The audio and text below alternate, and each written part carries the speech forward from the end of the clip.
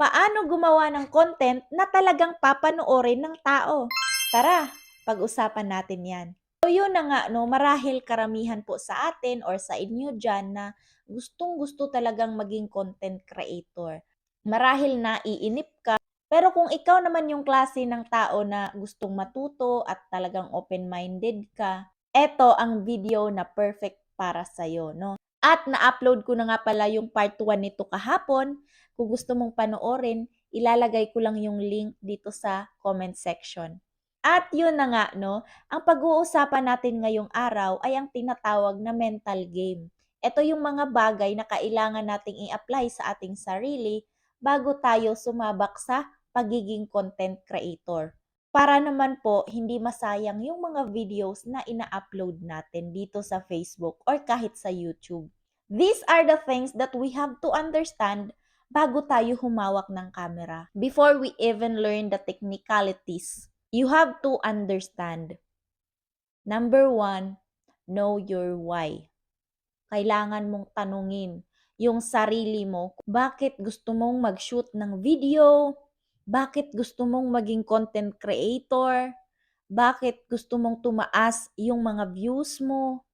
Kasi most people would say, gusto kong sumikat, gusto kong yumaman. Pero yung hindi nila alam, yung reason na gusto nilang sumikat, gusto nilang yumaman, yun yung dahilan kung bakit mag-fail sila as a content creator. So kung alam mo yung pinakadahilan kung bakit, yun yung magiging solid talaga na rason. Bakit ka magtatagal sa larangan ng pagiging content creator? Ito ba ay para sa anak mo, para sa pamilya, or para sa sarili mo? Gusto mo bang makatulong sa ibang tao? Kasi yun yung magiging rason kung bakit ka magtatagal dito. Kaya nagfi-fail. Oo, nasa kalagitnaan pa lang, wala na, nag-quit na, hindi na kinaya. Kasi nga ang focus nila is yung resulta. Hindi sila nakafocus doon sa process, kung ano yung mga technicalities na pwede mong pagdaanan. Nasa kalagitnaan pa lang ng proseso, tumitigil na. Walang resulta. Kasi ang gusto lang sumikat at yumaman. Yun lang yung reason nila. Wala silang solid na rason. Yung pinaka-rason talaga na talagang magkakaroon ka ng passion. Ano? Na kahit puyat ka, mag-e-edit ka pa rin, gagawa ka pa rin ng content para sa mga audience mo. So, kailangan mong maintindihan at kailangan mong alamin sa sarili mo kung ano ba talaga yung pinaka-rason mo. Bakit gustong-gusto mong mag-shoot ng video or maging content creator. Number 2, kailangan mong gumawa ng unselfish content. Yung hindi lang sarili mo, yung inilalagay mo sa content. Karamihan sa atin na mga bagong content creator, yung ginagawa nilang content is like, "Hi guys, welcome to my vlog. Panoorin nyo ako ngayon, iinom ako ng milk tea, 3 flavor ito. I-rate ko po ito ng 1 to 10 kung gaano siya kasarap." What? So, anong magiging reaksyon ng mga manonood mo? Bakit kami ba yan? Pakialam ba namin sa'yo kung anong flavor yan? Hindi naman kami ang titikim, ikaw naman. Mag-e-engage kaya sila sa video mo? Kung ganyang klaseng video ang ginagawa mo, kailangan mong tanungin yung sarili mo.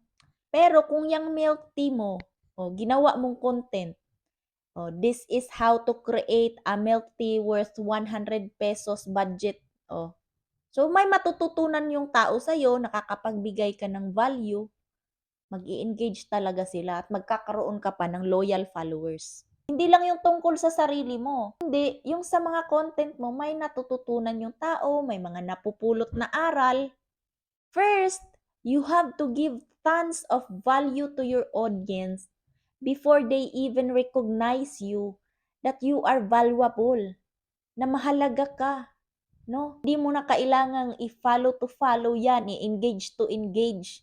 Kasi pag nagustuhan nila yung mismong video mo, ipapalo ka ng mga yan, no? I-engage ka ng mga yan. Dahil may nakukuha sila sa'yo na value, na kaalaman, oo, information or inspiration or motivation. So, kailangan pala yung mga ginagawa nating content, hindi lang yung pangsarili natin na makaka-earn tayo ng views or makaka-earn tayo ng likes. Hindi po. Kailangan tayo po ang magbibigay ng value sa ating mga audience. So, yun. At pangatlo, this is a marathon, not a sprint. For example, yung pinakamasarap na cookie sa buong mundo.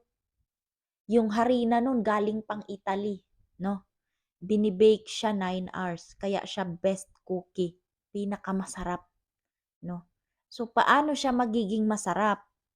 Kung 2 hours pa lang, binubuksan mo na, kinukuha mo na sa oven dahil nainip ka, no? So, anong mangyayari?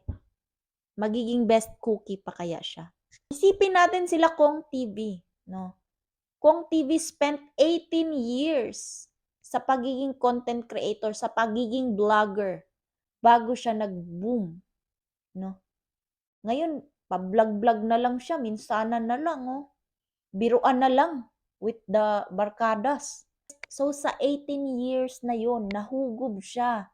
Talagang ang dami niyang natutunan sa pagiging vlogger, no? So, dapat tayo ganun din. Kasi sa totoo lang, hindi po overnight ang success. Pinapatunayan po yan ng mga vlogger na talagang sumisikat na ngayon. Kailangan po nating maintindihan at tanggapin sa ating mga sarili na marami pa tayong pagdadaanan na taon bago tayo sumikat, bago tayo kikilala. So, kailangan mong pagdaanan lahat ng to. Walang nanonood sa videos mo, okay lang yan. Magpatuloy ka. Marami nang nagsa-start gumawa ng content ngayon. Kaya nga tinatawag itong number 3 na, this is a marathon, not a sprint. Sabayan mo sila. Pero, wag mong sabayan yung mga tumitigil. Niwala ka sa sarili mo at tandaan mo tong 3 bagay na sinabi ko. Una, know your why. Kailangan mong alamin yung pinaka-solid na rason kung bakit gustong-gusto mong maging content creator. Pangalawa, create a unselfish content. Gumawa ka ng video na kapaki-pakinabang sa mga audience mo. Pangatlo, this is a marathon, not a sprint.